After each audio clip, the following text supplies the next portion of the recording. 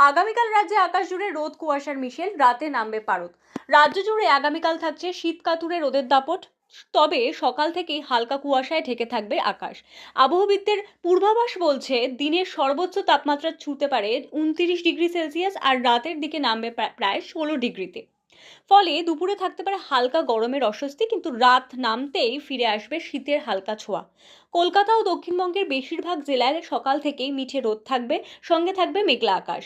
রোদ্দুরের ফাঁকে হালকা মেঘ ও দূষণ ঘন ধোঁয়ার মতো স্তর, তার জেরেই বাড়তে পারে কুয়াশাচ্ছন্নতা।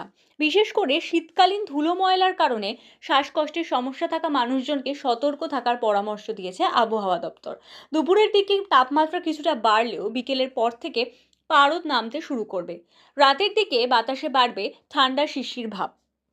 কলকাতার পার্শ্ববর্তী এলাকায় তা আরও স্পষ্ট হতে পারে। আবহাওয়া দফতরের মতে উত্তরবঙ্গেও থাকবে একই পরিস্থিতি, দিনে রোদ, রাতে ঠান্ডা। আগামী কয়েকদিন তাপমাত্রা ক্রমশ আরও নামতে পারে বলে ইঙ্গিত দিয়েছে হাওয়া অফিস।